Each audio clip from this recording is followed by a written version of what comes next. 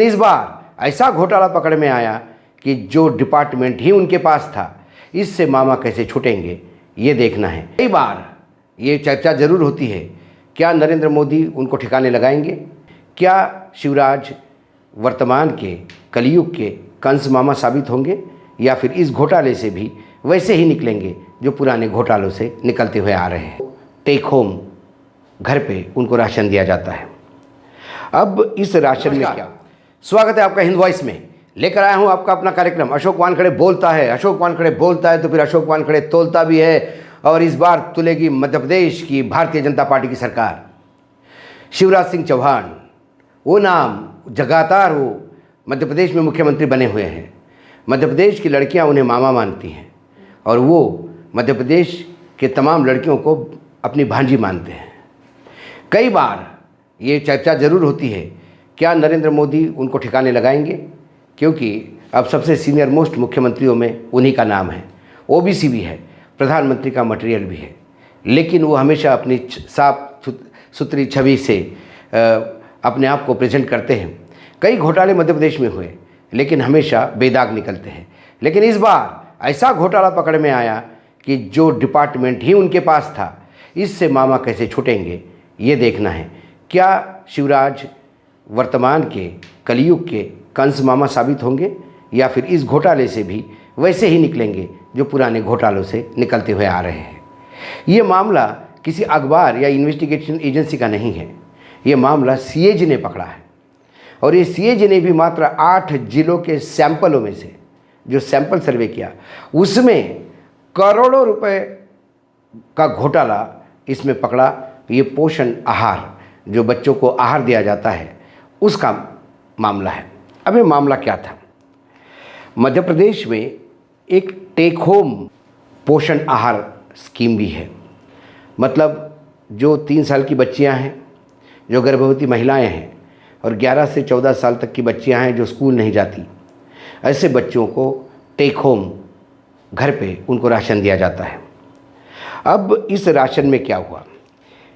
CAG ने 2018 और 2021 के बीच में कुल 8 जिलों में कुछ सैंपल 48 आंगनवाड़ियों का रजिस्ट्रेशन और उसका वो कैसा पोषण आहार गया, इसका डिटेल जांच की।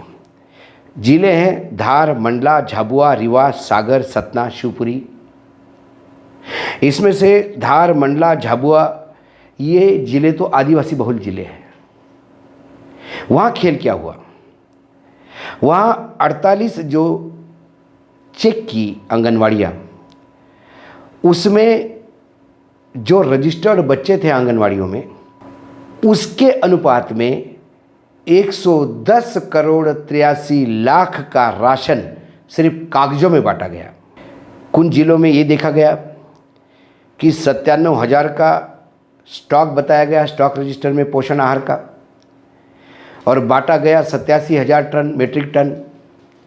जब 97,000 मेट्रिक टन स्टॉक था, और जब सीएजी ने चेक किया कि 87,000 मेट्रिक टन बांटा गया है, फिर 10,000 मेट्रिक टन तो गोडाउन में होना चाहिए था, वहाँ 0/0 सन्नाटा था। इसका मतलब करीब करीब 62 करोड़ का वो जो पोषण आहार है, वो या तो मार्केट में चला गया या चूहे खा गए।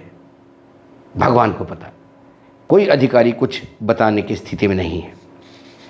घोटाले में कई चीज़ें सामने आई।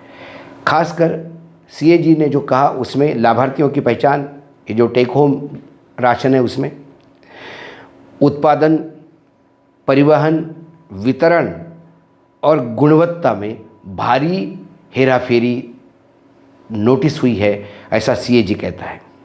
पोषण आहार की स्वतंत्र जांच मध्य प्रदेश सरकार ने लेबोरेटरीज से करवाई, अपने भरोसे, खुद स्वतंत्र, एक इंडिपेंडेंट लेबोरेटरी से। उसमें 40,000 मेट्रिक टन घटिया आहार बांटा गया, ये उस लेबोरेटरी की रिपोर्ट बताती है। करीब करीब 238 करोड़ रुपए का वो आहार था, जिसका भुगतान भी हो चुका है। ना घटिया, substandard, not of good quality, आहार सप्लाई करने के लिए किसी फार्म को ब्लैकलिस्ट किया गया या किसी सप्लायर पे कोई एक्शन हुई, ना उन अधिकारियों ने जिन्हें ये बताया गया था कि ये आहार का सैंपल फेल हो चुका है लेबोरेटरी में, उसके बावजूद 238 करोड़ रुपए का भुगतान उन फर्मों पर क्यों किया गया, इसका जवाब भी कोई अधिकारी नहीं दे पाया।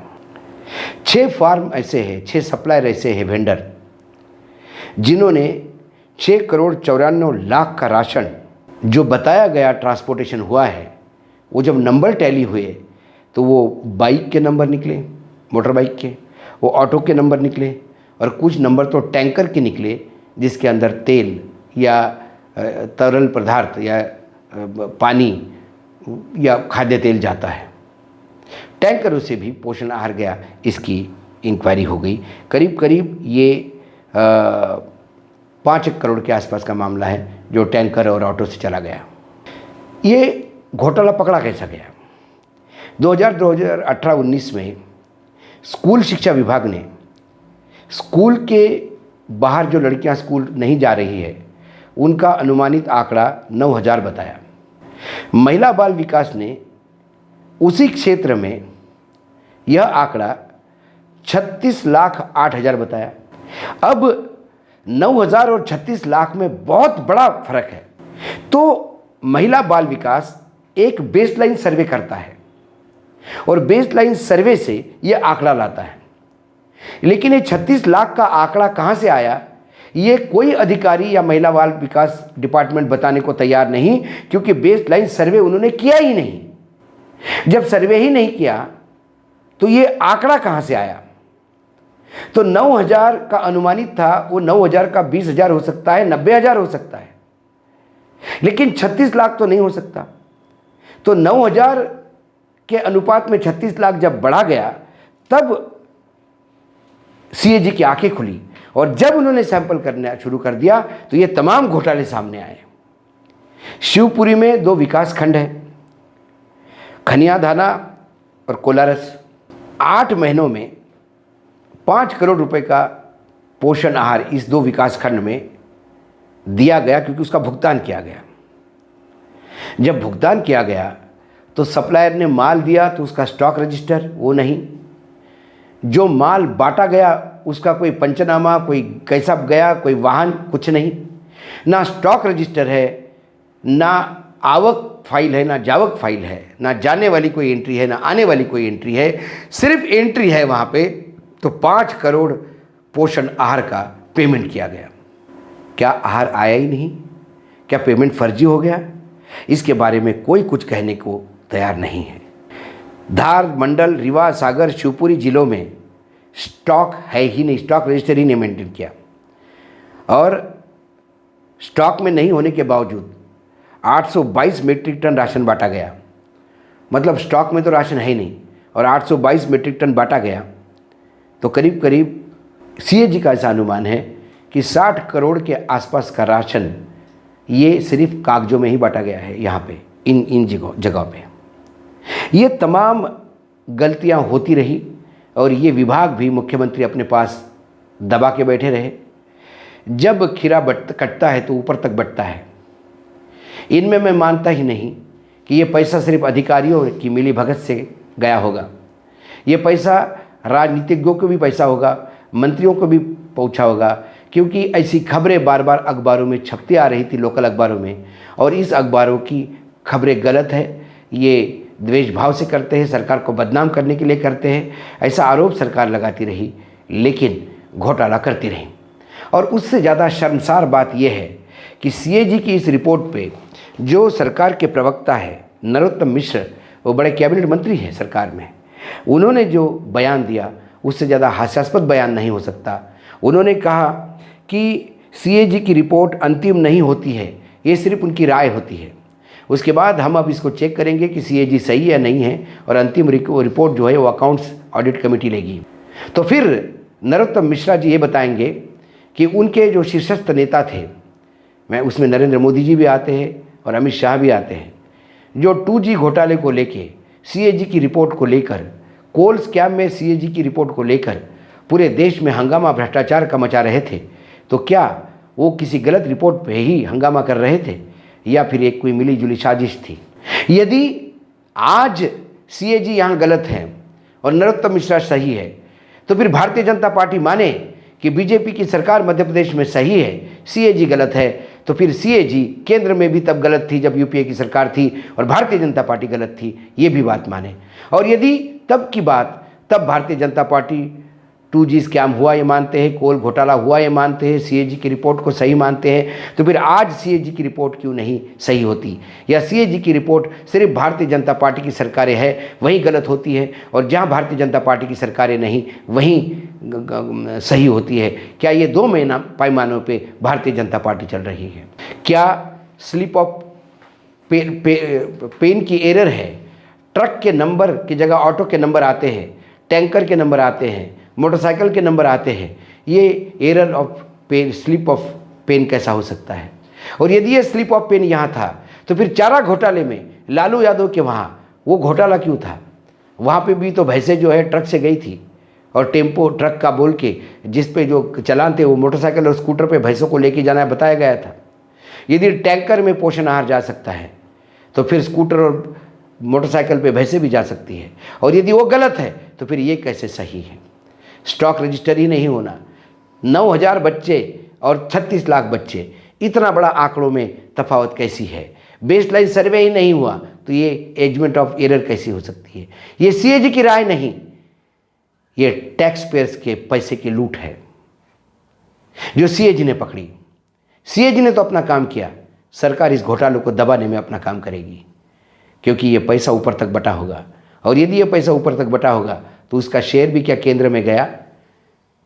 क्या भोपाल में ये दबी जुबान में चर्चा होती है कि साल में एक बार ज़रूर अमित शाह भोपाल आते हैं और तब नेतृत्व के परिवर्तन की बात बड़े जोरों शोरों से चलती है, और फिर ऐसा क्या हो जाता है कि जाते जाते वो फिर एक बार क्लीन चिट दे जाते हैं मुख्यमंत्री शिवराज सिंह चौहान को?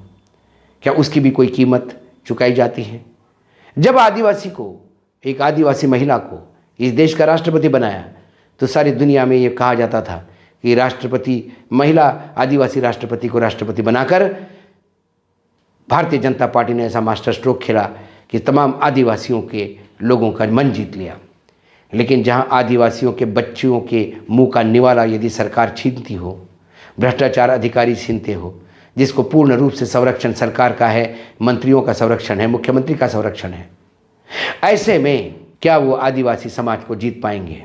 पोषण आहार ये कुपोषित रोकने के लिए है, कुपोषण रोकने के लिए है। मध्य प्रदेश देश में पहले कुछ राज्यों में कुपोषण का नंबर आता है, मतलब मध्य प्रदेश में कुपोषण के बहुत ज़्यादा बच्चे पाए जाते हैं। कुपोषण एक ऐसा शाप है मध्य प्रदेश को, उससे उभरने के लिए ये जो योजनाएं बनाई, ये वाकई बच्चों को कुपोषित पोषित करने के लिए था या फिर अपने बैंक बैलेंस को, अपनी काली कमाई को पोषित करने के लिए था, ये तो समय बताएगा।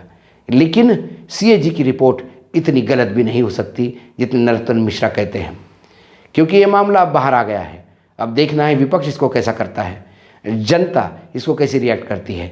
ये मामा जो कल तक बच्चियों का प्यार, बच्चियों का दुलारा था, क्या बच्चियां आज अपने मुंह का निवाला खोल ले लाने वाले इस मामा को सज़ा देंगे, या फिर ये मामा कोई नई तिकड़म चला के इसमें से भी बाहर निकलेंगे? ये तो समय बताएगा। लेकिन हिंद वॉइस में हम तोलते उन्हीं को है जो तोलने लायक होते हैं। और आज तुली मध्य प्रदेश सरकार, बीजेपी की सरकार, शिवराज सिंह की सरकार और शिवराज सिंह स्वयं, क्यों कि ये डिपार्टमेंट उन्हीं के पास था। फिर आऊँगा किसी विषय के साथ, तब तक के लिए नमस्कार। देखते रहिएगा हिंद वॉइस।